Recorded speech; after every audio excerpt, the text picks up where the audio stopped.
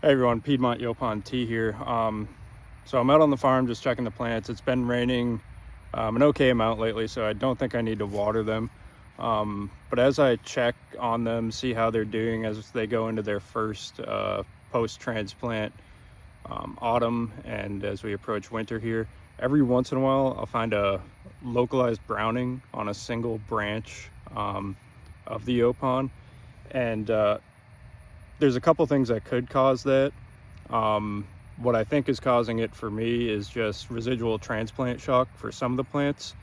After transplant, some of the feeder roots won't supply nutrients to certain branches for whatever reason. Other things that can cause it are mechanical damage. If a branch breaks or something like that, or which would be worst case scenario is a type of blight.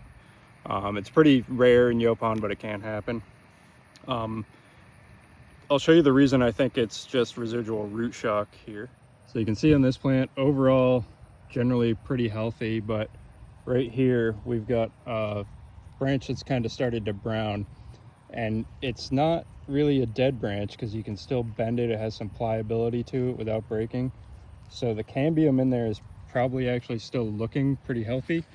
And you can see, the newer buds, this is still post-harvest and it's slowing down in growth, are pretty healthy still.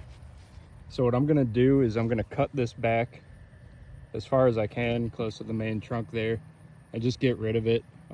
There's no point in making the tree waste any nutrients that might still go to that.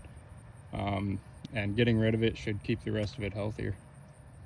So I've removed this twig, and it's probably hard to see on the video, but I've scraped away the bark around here, and you can see the cambium is not a good bright green. It is actually dying despite its remaining pliability. This whole branch is dying, but like I said, the rest of the plant remains healthy so far, so I'm not too concerned about it. I don't think we have a fungus problem or a blight problem. I think it's just residual transplant shock, and that can actually kind of come up around now is when it would come up, as it enters fall, as it gets a little more stressed from changing temperatures. And it's really nothing to be concerned about. It can happen 6 to 12 months after transplant, which is about the time we're at now.